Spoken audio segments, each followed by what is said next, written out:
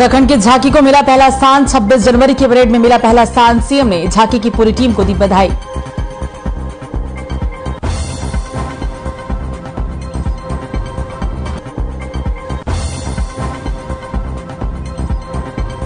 T20 विश्व cup में भारत का डंका। महिला अंडर 19 में जीती भारतीय टीम। भारत ने जीता महिला अंडर 19 T20 विश्व कप। इंग्लैंड को हराकर बना विश्व विजेता।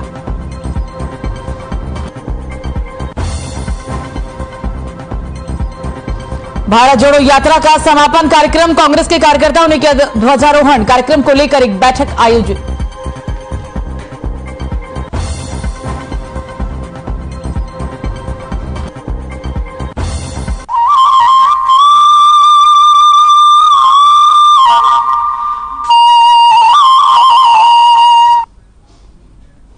नमस्कार, उत्तराखंड की खबरों में आपका स्वागत है। मैं हूं आपके साथ सुरभि राजपूत। अब सीधा रुख करते हैं खबरों की ओर। भारत जोड़ो यात्रा के समापन पर अल्मोड़ा में कांग्रेस कार्यालय में ध्वजारोहण किया गया। इस मौके पर पूर्व विधानसभा अध्यक्ष और पूर्व सांसद प्रदीप टमटा, अल्मोड़ा विधायक मनोज तिवारी समेत कई कार्यकर्ता मौजूद रहे। आपको बता दें कि विधायक मनोज तिवारी ने कहा कि भारत जोड़ो यात्रा का समापन है, जिसको लेकर यहां पर सभी के द्वारा झंडारोहण किया गया है। साथ ही हाथ से हाथ जोड़ो कार्यक्रम को लेकर एक बैठक भी की गई। उन्होंने कहा कि भारत जोड़ो यात्रा से और हाथ से हाथ जोड़ो कार्यक्रम से कांग्रेस को एक बड़ा फायदा मिलेगा।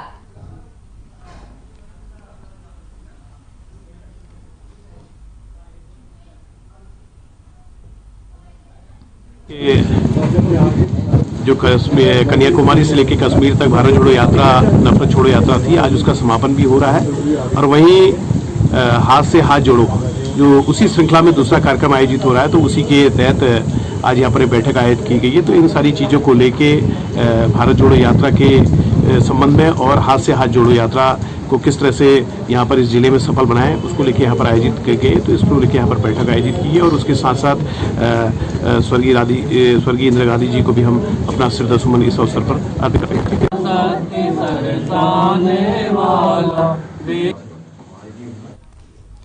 तो जोशीमठ आपदा को लेकर बीजेपी प्रदेश अध्यक्ष महेंद्र भट्ट का बयान सामने आया है। उन्होंने कहा है कि उनके पास ऐसी रिपोर्ट है कि जोशीमठ में स्थानीय लोगों के आंदोलन में वामपंथी दल ASIA और जैसे वामपंथी दलों की भूमिका है। आपको बता दें कि प्रदेश अध्यक्ष महेंद्र भट्ट ने कहा कि ये वामपंथी दल उत्तराखंड की धार्मिक चारधाम यात्रा को प्रभावित करने और NTPC जैसे महत्वपूर्ण परियोजना को प्रभावित करने के लिए काम कर रही हैं। उन्होंने कहा कि NTPC को लेकर जिस तरह का विरोध हो रहा है, अभी तक ऐसा कोई साक्ष्य नहीं मिल पाया है जिससे यह जा सके कि NTPC की टनल के कारण जोशीमठ धंस रहा है।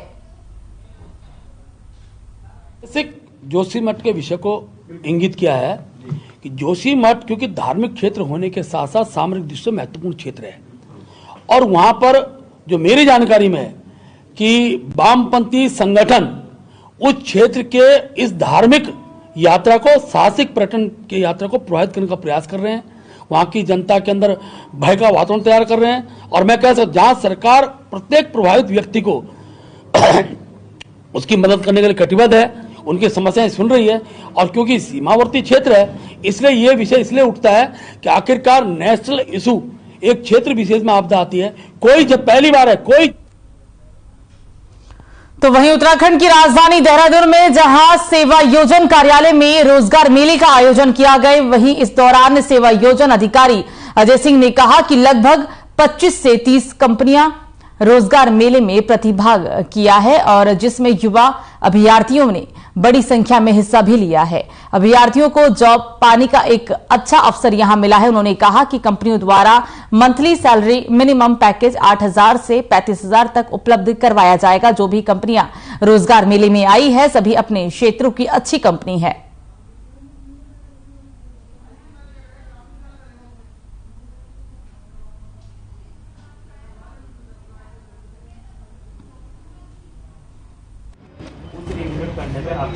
ये बताना चाहूंगा कि माननीय मंत्री जी के निर्देशों क्रम में और जिलाधिकारी महोदय के निर्देशों क्रम में आज क्षेत्रीय संयोजन कार्यालय देहरादून में एक रोजगार मेले का आयोजन किया जा रहा है, जिसमें लगभग 25 से 30 कंपनी हमारे पास अभी तक आ चुकी हैं और जो युवा अभ्यर्थी हैं वो भी काफी संख्या में लगातार आ रहे हैं और बच्चों के पास लगभग 1000 से ज्यादा जॉब लेने के अवसर हैं, उपलब्ध हैं आज।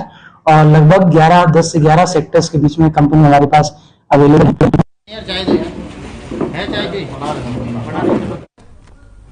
तो आज से ठीक 100 दिन बाद उत्तराखंड में चारधाम यात्रा की शुरुआत हो जाएगी, जिसके लिए मंदिर समिति ने कपाट उद्घाटन की तिथि भी तय कर ली है। सरकार चाहती है कि इस साल चारधाम यात्रा को पिछले साल से और भी भव्य बनाया जाए।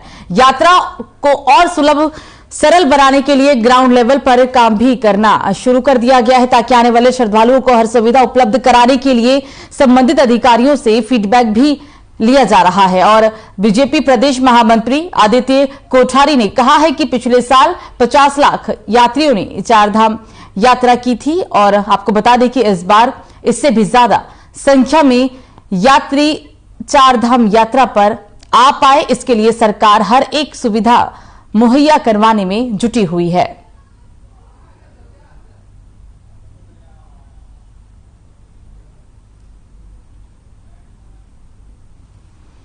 तो चारधाम यात्रा को लेकर तैयारियां जोरों शोरों से की जा रही है। हम आपको ये तस्वीरें दिखा रहे हैं। आपको बता दें कि लगातार, क्योंकि जिस तरीके से जोशीमठ में आपदा की वजह से लोगों का बुरा हाल है, इसी कड़ी में कहीं ना कहीं इस बार प्रशासन के लिए ये यात्रा बहुत ही ज्यादा चुनौतीपूर्ण भी होने वाला है। हालांकि अनुमान ये भी लगाया जा रहा है कि शायद पिछले साल जिस तरीके से ज्यादा संख्या में लोग आए थे, शायद उससे ज्यादा संख्या में यात्री आए और यात्री को तमाम तरह की सुविधाएं मिल सके, इसके लिए लगातार प्रशासन स्तर पर काम किया जा रहा है। 22 अप्रैल से यात्रा का आगाज हो जाएगा और इससे पहले तमाम तरह की तैयारियां जोरों शोरों से चल रही है और पूरी उम्मीद है कि पिछले साल के मुकाबले इस साल इस यात्रा में ज्यादा लोग आएंगे और किसी तरह की कोई परेशानी लोगों को ना पहुंचे, यात्रियों को ना पहुंचे, इसके लिए व्यापक स्तर पर तैयारी की जा रही है।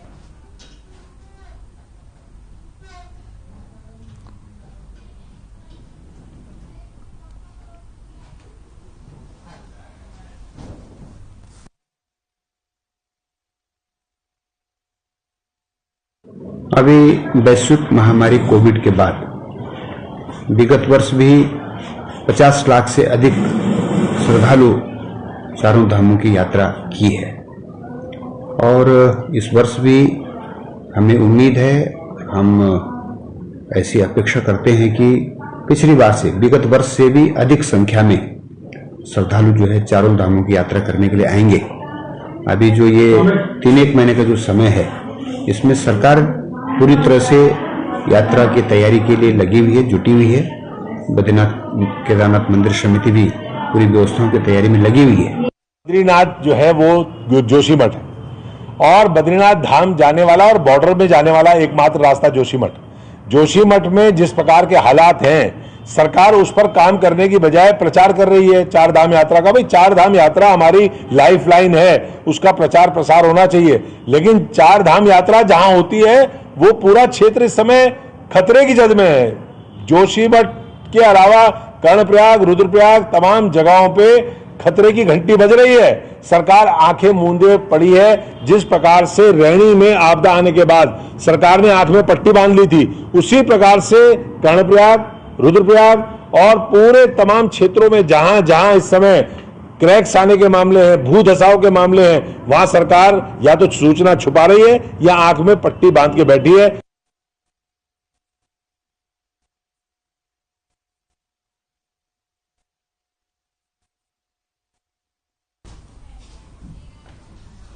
तो बाल संरक्षण आयोग की अध्यक्ष डॉक्टर गीता खन्ना की अध्यक्षता में उत्तराखंड बाल अधिकार संरक्षण आयोग द्वारा एक प्रेस वार्ता का आयोजन किया गया। इसमें उन्होंने 1 साल के कार्यकाल में आयोग में अपने अनुभव, उपलब्धियां मीडिया के साथ साझा की है। साथ ही आपको बता दें कि बाल अधिकार संरक्षण आयोग के गठन को 1 दशक बीत चुका है। इस बीच आयोग ने अपने आप को एक सशक्त बाल अधिकारों के पहरेदारों के रूप में साबित करने का भी काम किया है।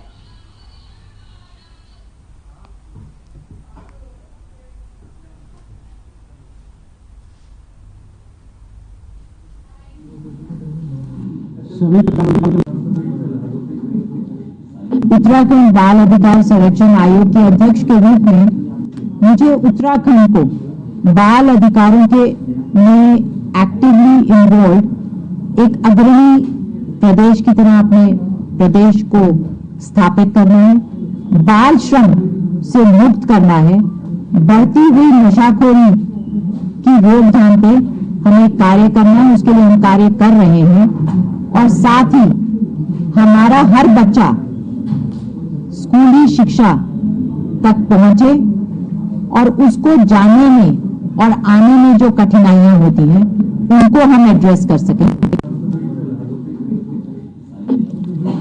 ये सब साइलेंट है।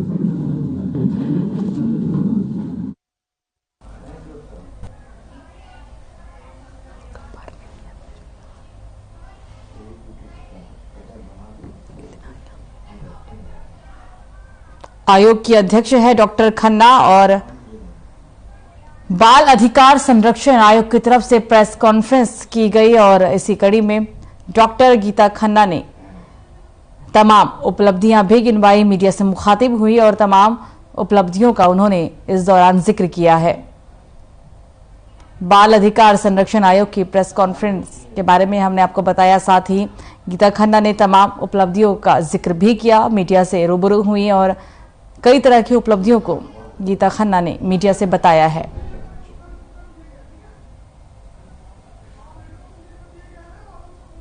डॉक्टर गीता खन्ना ने गिनाई हैं कई उपलब्धियां और प्रेस कॉन्फ्रेंस किया उन्होंने देहरादून में और इस दौरान प्रेस कॉन्फ्रेंस में बाल अधिकार संरक्षण में क्या कुछ अभी तक उपलब्धियां हासिल की गई हैं उन तमाम बातों का जिक्र किया है।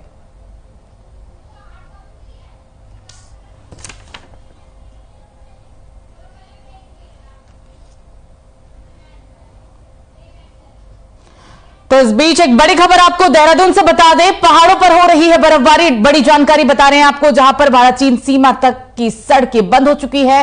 बीआरओ कर रही है बर्फ हटाने का काम, अगले 24 घंटे तक कोई राहत नहीं है। बड़ी जानकारी आपको बता दें कि उत्तरकाशी चमोली में बर्फबारी हो रही है और पिथौरागढ़ बागेश्वर में भी संभावना जताई जा रही है। कल रात से ही लगातार बर्फबारी हो रही, एक बार फिर से मौसम ठंडा हो चुका है और लगातार बर्फबारी हो रही। मैदानी अगर हम इलाकों की बात करें तो मैदानी इलाकों में भी लगातार रुक रुक कर बारिश हो रही है, इस वजह से भी ठंड बढ़ चुकी है। पिथौरागढ़ में भी बर्फबारी की आशंका जताई गई और कल रात से ही लगातार इन तमाम इलाकों में बर्फबारी हो रही है। मौसम विभाग ने इस दौरान अलर्ट भी जारी किया है, कई जिलों में भारी बर्फबारी का भी अंदेशा लगाया जा रहा है। उत्तरकाशी चमोली में भारी बर्फबारी, पिथौरागढ़ बागेश्वर में भी जताई है बर्फबारी की संभावना। कल रात से ही पहाड़ों पर लगातार बर्फबारी हो रही है और इस दौरान मौसम विभाग ने ऑरेंज अलर्ट भी जारी किया, कई जिलों में भारी बर्फबारी और बारिश का अलर्ट जारी किया गया। और साथ ही आपको बता दें कि इस दौरान मौसम विभाग के द्वारा ऑरेंज अलर्ट भी जारी किया गया है। मौसम विभाग की तरफ से ये अलर्ट जारी किया गया, साथ ही ये भी कहा जा रहा है कि हो सकता है कि कुछ और जिलों में भारी बारिश और बर्फबारी हो। उत्तरकाशी चमोली में बर्फबारी की संभावना जताई गई, पिथौरागढ़ बागेश्वर में लगातार इसकी संभावना जताई जा रही है और इसी कड़ी में मौसम विभाग के द्वारा ऑरेंज अलर्ट जारी किया गया है। कई जिलों में भारी बारिश और बर्फबारी का अलर्ट भी जारी हो चुका है। कल रात से ही लगातार हिमपात जारी है और इसी कड़ी में मौसम विभाग के द्वारा ऑरेंज अलर्ट जारी किया गया है।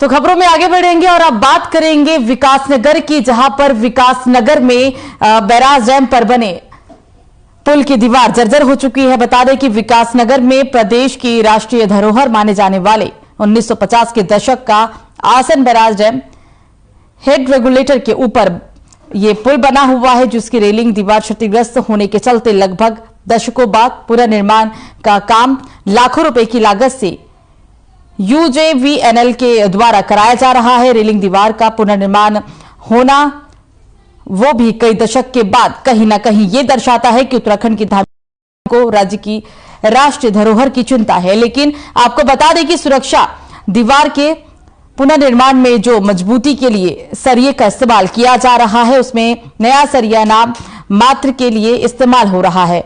बाकी जो पुरानी रेलिंग की दीवार तोड़ी गई है उसमें से निकले पुराने जंग खाए सरिये का भी इस्तेमाल ज्यादा हो रहा है। साफ है कि संबंधित विभाग के अधिकारी भावी सरकार की राष्ट्रीय धरोहर को सुरक्षित रखने की मंशा पर पानी फेरते हुए नजर आ रही हैं। जब इस संबंध में संबंधित अधिकारी यूजेवीएनएल के अधिशासी अभियंता अभय सिंह से फोन पर जानकारी चाही तो पत्रकारों को भी सही जवाब नहीं दिया गया। इस प्रकरण पर जन संघर्ष मोर्चा के अध्यक्ष रघुनाथ सिंह नेगी ने कहा है कि राज्य की राष्ट्रीय धरोहर के पुनर्निर्माण में किसी भी प्रकार की कोताही मोर्चा बर्दाश्त नहीं करेगा। संबंधित उच्च अधिकारियों से इस संबंध में बात की जाएगी।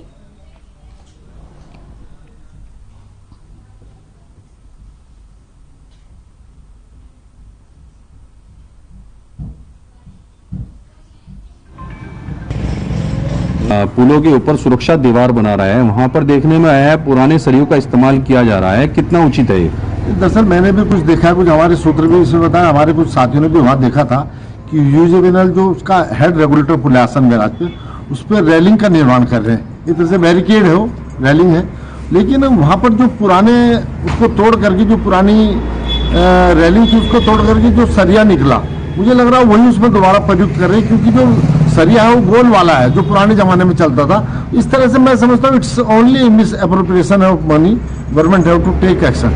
और हम इसके बारे में हम बात भी करेंगे, प्रशासन से बात करेंगे कि क्यों निम्न गुणवत्ता का सरिया वहाँ लगाया जा रहा है, क्यों घटिया काम हो रहा है। क्योंकि कई बार आपने देखा जब फ्लड वगैरह आता है तो कई इधर उधर के लोग आसपास के भी उस रेलिंग पे पूरा सहारा दे करके उसको देखते हैं क्या है, तो कभी कोई ऐसी दुर्घटना ना हो। तो उसमें प्रशासन से हम बात कर लेंगे कि भाई क्यों ऐसा हो रहा है।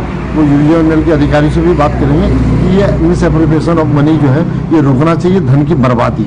और मैं समझता हूँ अगर आप भी वहाँ मौके पर जाएंगे आप खुद देखेंगे किस तरह से निर्माण हो। ऐसा हो रहा है जैसे कोई अनाड़ी या कोई कहीं गाँव में ऐसे गैर जिम्मेदाराना काम किया जा रहा है, इसकी जाँच होनी चाहिए। सर वो अधिशासी अभियंता का कहना ये है कि हम पुराना मतलब सरिया इस्तेमाल करें या नया करें वो हमारी मर्जी है। क्या ये धन का दुरुपयोग करने वाली मंशा नहीं है सर? नहीं, ये तो उनका कहना ये है कि मतलब जो है हमें कौन सा इस पे बिल्डिंग खड़ी करनी है। सवाल बिल्डिंग का नहीं, सवाल उसका है कि जब मैंने अभी जो बताया बात में कई लोग कई बार तो सैकड़ों लोग रेलिंग के सारे खड़े हो जाते हैं बाढ़ को देखने के लिए, तमाम से आता है।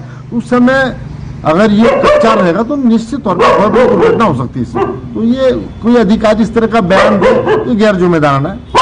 उनके ऊपर भी अधिकारी बैठे हैं, सरकार से बात होगी कि ऐसे क्यों इस तरह के गैर जिम्मेदार अधिकारी इस तरह के बयान देते हैं, क्यों जो गुणवत्ता है उससे खिलवाड़ करते हैं।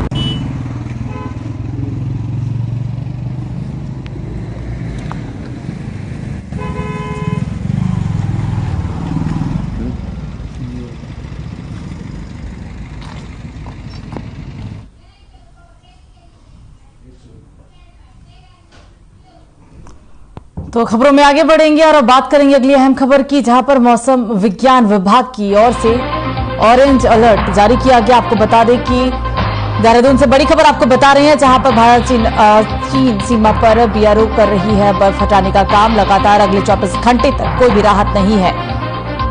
बीआरओ कर रही है बर्फ हटाने का काम। बड़ी जानकारी, पहाड़ों पर हो रही है लगातार बर्फबारी। भारत चीन सीमा तक सड़कें पूरी तरीके से बंद है और बीआरओ की तरफ से बर्फ हटाने का काम भी लगातार जारी है। आपको बता दें कि चिंता की बात यहाँ ये है कि 24 घंटे तक कोई भी राहत नहीं है। जो अनुमान लगाया जा रहा है कि हो सकता है कि 24 घंटे तक लोगों को इससे राहत ना मिल सके। भारत चीन सीमा पर लगातार सड़कें बंद है, सड़कें बंद हो चुकी है और बीआरओ की टीम की तरफ से बर्फ हटाने का काम भी किया जा रहा है। बड़ी जानकारी, पहाड़ों पर लगातार बीती रात से ही बर्फबारी हो रही है। हालांकि इसी कड़ी में मौसम विभाग के द्वारा कई जिलों में ऑरेंज अलर्ट भी जारी किया गया और ये भी अंदेशा लगाया जा रहा है कि हो सकता है कि बागेश्वर घाट में भी कहीं ना कहीं बर्फबारी हो सकती है। कई ऐसे जिले जहां ऑरेंज अलर्ट जारी कर दिया गया है। मौसम विभाग का कहना है कि कई और जिलों में बर्फबारी के साथ साथ भारी बारिश भी हो सकती है, लेकिन अगले 24 घंटे तक कोई भी राहत नहीं है और बीआरओ की तरफ से लगातार बर्फ हटाने का काम भी किया जा रहा है। पहाड़ों पर बीती रात से ही बर्फबारी हो रही है और इस बर्फबारी में कई जिले और भी ऐसे हो सकते हैं जहां भारी बारिश के साथ बर्फबारी हो। इसी को देखते हुए मौसम विभाग ने ऑरेंज अलर्ट भी जारी किया। बर्फबारी की वजह से लोगों को काफी परेशानियों का भी सामना करना पड़ रहा है। भारत चीन सीमा पूरी तरीके से इसकी सड़कें बंद हो चुकी है और बीआरओ की टीम भी लगातार इसी कड़ी में काम भी कर रही है। ताजा अपडेट बता दें कि अगले 24 घंटे तक जो अनुमान लगाया जा रहा है कि हो सकता है कि लोगों को इसे आने वाले 24 घंटे में कोई भी राहत ना मिले। अगले 24 घंटे तक राहत मिलने के आसार बिल्कुल भी नहीं है और बर्फबारी के बाद बीआरओ की टीम लगातार बर्फ हटाने का काम भी कर रही है।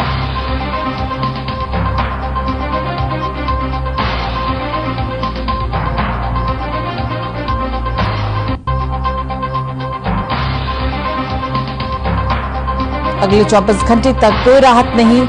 मौसम विभाग के द्वारा कई जिलों में ऑरेंज अलर्ट जारी किया गया। मौसम विभाग का कहना है कि कई जिले ऐसे हो सकते हैं जहां पर भारी बारिश के साथ साथ बर्फबारी भी हो। अगले 24 घंटे तक हालांकि कोई भी राहत नहीं है।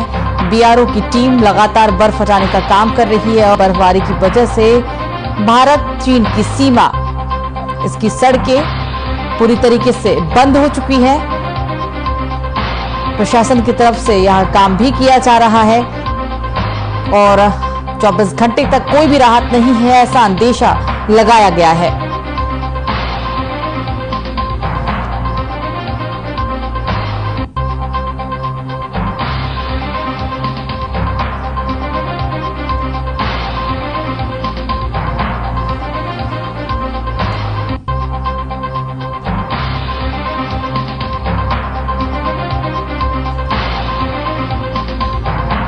भारत चीन सीमा की सड़कें पूरी तरीके से बंद है। मौसम विभाग की तरफ से यह भी कहना है कि हो सकता है कि और कई जिलों में बर्फबारी हो।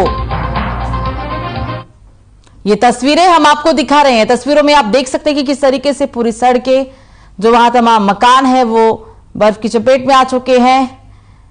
बर्फबारी की वजह से लोगों को आने जाने में काफी परेशानियों का सामना करना पड़ रहा है। बीआरओ की टीम यहां लगातार बर्फ हटाने का भी काम कर रही है और बर्फबारी के कारण भारत चीन की सीमा की जो सड़कें हैं वो भी बंद पड़ी हुई हैं। तो मौसम विज्ञान विभाग की ओर से ऑरेंज अलर्ट जारी किया गया था, जिसके बाद अल्मोड़ा में बारिश भी शुरू हो गई है। मौसम के करवट बदलते ही तापमान में गिरावट दर्ज की जा रही है। लंबे समय के बाद बारिश हुई है, जिसके चलते अब कड़ाके की ठंड पड़ने लगी है। तो बीते कुछ दिनों में ठंड से लोगों को राहत जरूर मिली थी, लेकिन अब जिस तरीके से लगातार पहाड़ों में बर्फबारी हो रही है और इसी वजह से जो मैदानी इलाके हैं वहां भी एक बार फिर ठंड बढ़ी है। तापमान में भारी गिरावट दर्ज की जा रही है। ये तस्वीरें हम आपको अल्मोड़ा की दिखा रहे हैं। अल्मोड़ा में ऑरेंज अलर्ट जारी किया गया मौसम विभाग के द्वारा। यह अलर्ट अल्मोड़ा में ऑरेंज अलर्ट मौसम विभाग के द्वारा जारी कर दिया गया है।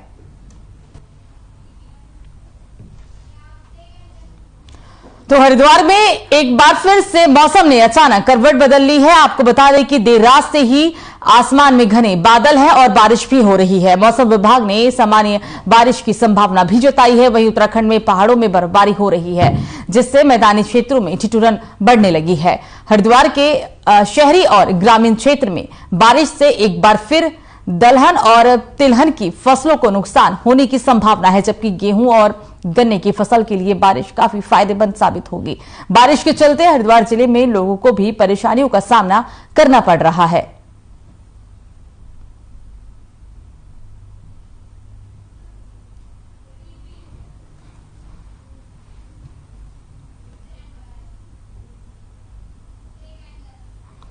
तो खबरों में आगे बढ़ेंगे। अब बात करेंगे रुड़की की, जहां तालाब की मिट्टी बेचने को लेकर भगवानपुर चंदनपुर गांव के ग्रामीणों ने प्रदर्शन किया है। ग्रामीणों का आरोप है कि तालाब से अतिक्रमण हटाए बगैर ही तालाब की मिट्टी खोदकर बेची जा रही है और शमशान घाट की भूमि को खोदकर भी तालाब से मिला दिया गया है। आपको बता दें कि भगवानपुर चंदनपुर में गांव किनारे स्थित तालाब का सौंदर्यीकरण किया जा रहा है और जिसका ठेका गांव के ही एक युवक को मिला है। ग्रामीणों का आरोप है कि पोकलैंड मशीन से तालाब की मिट्टी खोदकर अपनी भूमि का भराव कर लोग लोगों ने करते हुए देखा और ग्रामीणों का यह भी आरोप है कि तालाब की साइड बनाए बगैर ही मिट्टी को बेच दिया गया। ग्रामीणों ने मामले को लेकर प्रदर्शन किया और कहा कि मामले की जानकारी सीएम पोर्टल, एसडीएम और डीएम को भी दी गई, लेकिन मामले में अभी तक कोई भी कार्रवाई नहीं की गई। ग्रामीणों का कहना है कि अगर जल्द ही मामले में कोई कार्रवाई नहीं की गई तो वो हाईकोर्ट का दरवाजा खटखटाने के लिए मजबूर होंगे।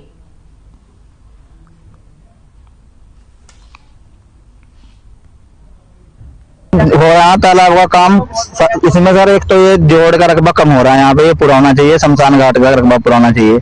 और जिस तरीके से आपको भी दिख रहा होगा, लगभग मलबे के साथ में 3 फीट मिट्टी उठ रखी और ये मतलब इसका राजस्व विभाग को बहुत नुकसान हो रहा, लाखों रुपए का। इस पे एडीएम साहब को ध्यान देना चाहिए। ये जो ऑनलाइन आता है 19.5 बीघे समथिंग आता है और वैसे जो बता रहे हैं 11 बीघे के लगभग बता रहे हैं, लेकिन अगर आप जोड़ के नाम से जो भी सर्च करोगे तो वो 385 नंबर में 19.5 बीघे आएगा।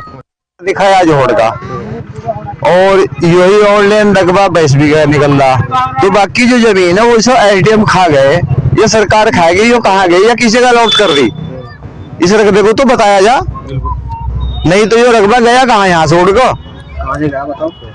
उस चीज को समझाया जा, पब्लिक को बताया जा कि ये रकबा कहाँ अलॉट करा, किस जगह पहुंचाया। इस बारे में कोई अधिकारी अभी तक पहले कोई ऐसा आया ही नहीं। तहसीलदार साहब आए तो चकबंदी के बाद फिर जितनी है जो 11 बीघा निकाल रहे थे, चकबंदी के बाद अब इस काम लगे तो पता चला रही थी 11 बीघे, उससे पहले कोई 11 बीघे का आदेश नहीं है। इसका रास्ता जोड़ का टूटा हुआ यो पूरा होना चाहिए और जहाँ जोड़ो वहाँ और छोड़ते आ रहे, मतलब इंसाफ से होना चाहिए ना काम। क्या दिक्कतें आ रही है? दिक्कत रास्ते की, रास्ता सारा इसमें जोड़ में कटा हुआ, इसको मट्टी लगाते भी जोर पड़ रहा।